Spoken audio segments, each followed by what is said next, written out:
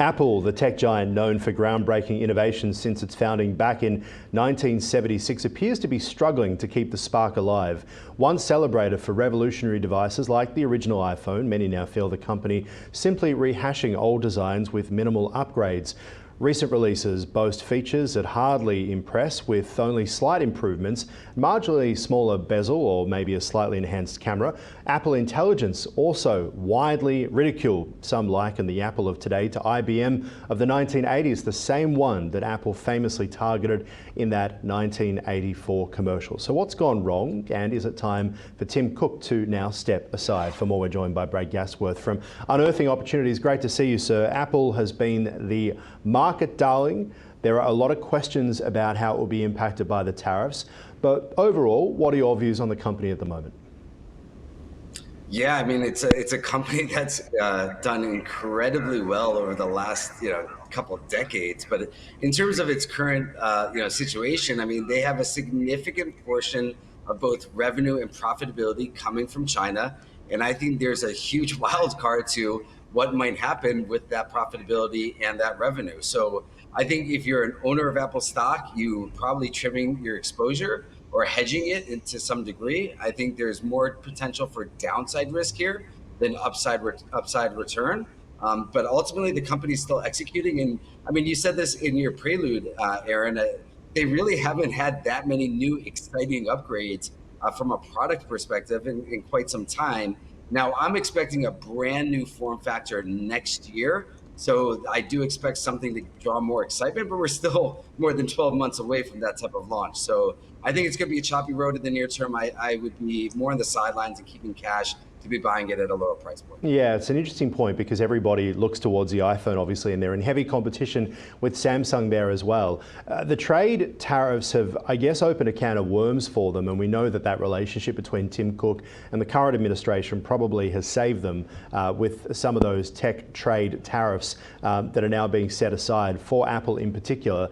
Do you think that that is the power of Tim Cook? Many say that he's a great administrator, but if you have a look at the product catalogue over the past 5 years, the Vision Pro hasn't exactly gone very far. As we say, the iPhone, it's just small upgrades that feel like it's starting to slow down. And then there's Apple AI or Apple Intelligence, which we'll delve into a little bit later in this, but it's really come under criticism because when a company gets to that life cycle, that point of its cycle, it essentially can be overtaken by someone else, and in the AI space it is. Yeah, I mean, a lot to go through there. So first on Tim Cook and his relationship with the current administration. Yeah, I mean, he's done a phenomenal job to sort of get Trump to push back some of those tariffs on specifically phones, computers, and chips. I mean, that really saved a tremendous amount of profitability concern for Apple. I mean, they basically took those tariffs out of China. And again, there's over 20% plus coming from that region. In terms of products, yeah, I mean, Apple Vision Pro flopped. I mean, they killed their EV strategy. They have not had very exciting phones, but they have a tremendous install base. And that's really the only thing that's saving them, because they have such a big install base. You have a sticky, basically user base, and they're just going to upgrade during upgrade cycles. Now, next year, again, I do expect a brand new form factor that will be exciting, that will get people to maybe get that super cycle, reestablished. But we're some time away from that. So I agree with you. I mean, we need to see more excitement across the board. We just haven't with the products.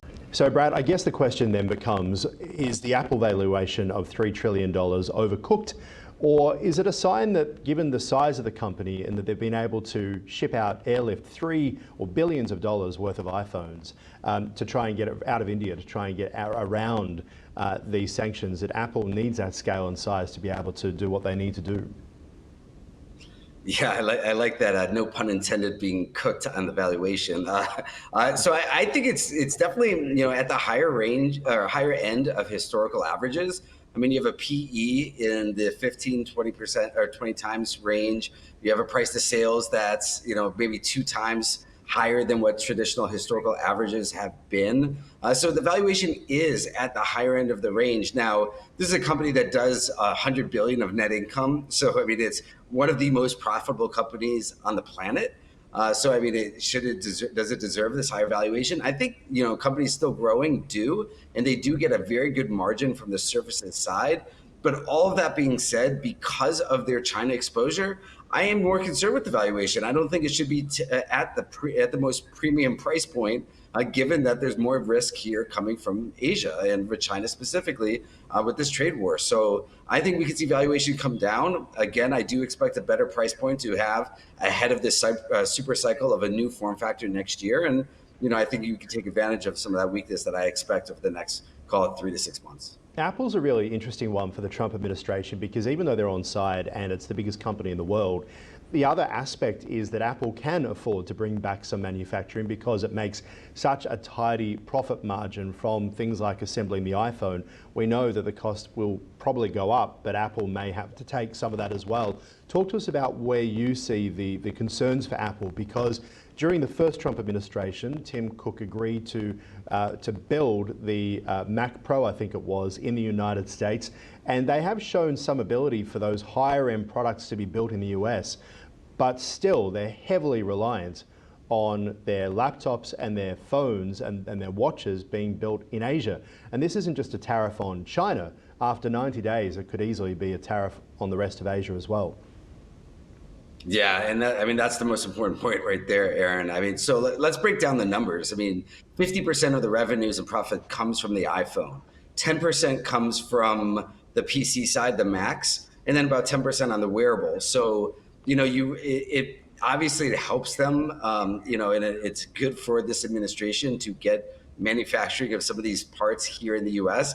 I don't think that we would do it nearly as good with the type of scale and efficiency that other parts of the world can do. And I think that's the big problem. And even Tim Cook has said this himself. So I don't see a majority of manufacturing of Apple products coming to the United States. I don't think it's feasible. So I think that's number one. I do think that areas like Vietnam and India, which has been a bigger shift as of recently in terms of manufacturing, you're right. I think within 90 days, you're going to see a bigger tariff and it's going to impact profitability for Apple, which is part of my sort of concern here for the stock. In terms of, again, I think that you're going to see more manufacturing come to the States, but not on this mass products where there's a majority of the profitability. All right, let's talk about Apple Intelligence, because it's become a laughing stock anytime you try and use it. Generally can't do what you're saying, and they've been making some changes at the top there because of it as well. Does Apple Intelligence, or the lack of intelligence, lead Apple to a huge amount of exposure when we are seeing the rise of OpenAI and all of the tech platforms that Apple consider as rivals seem to be doing better than it? And what does it say about the state of Apple as a company that it's essentially had to outsource its AI to OpenAI, which is half owned by Microsoft? Yeah, I mean, there's so many good questions there, Aaron. First of all, I mean, Apple's got so much cash that they can actually go ahead and spend a ridiculous amount of money on partnerships to get some of these AI technologies. Now, it is a big sort of black eye that they have not been able to do this in-house and develop it in-house. I mean, you would have thought, and I would have absolutely thought, that they should be able to do it. Apple's intelligence absolutely has not been lived up to its hype. It is nowhere near as good as the competition out there, and they've probably spent a significant amount of money, maybe more than some of these other rivals. So, it's been a big black eye for the company. What will they do with that strategy? They have to fix it. I mean, AI is the future in every aspect. I expect them to. I mean, clearly they have partnerships with OpenAI, which is going to benefit, but they need to do something to really fill that gap. It's fascinating, isn't it? Because any other company in this situation, you would imagine, would be absolutely smashed by the market, and yet they've still got that $3 trillion, and it's more about the iPhone getting it out there. It's obviously a darling of the market for whatever reason for now, but we'll talk to you soon. Thanks, Brad. All right, cheers. Thanks, Aaron.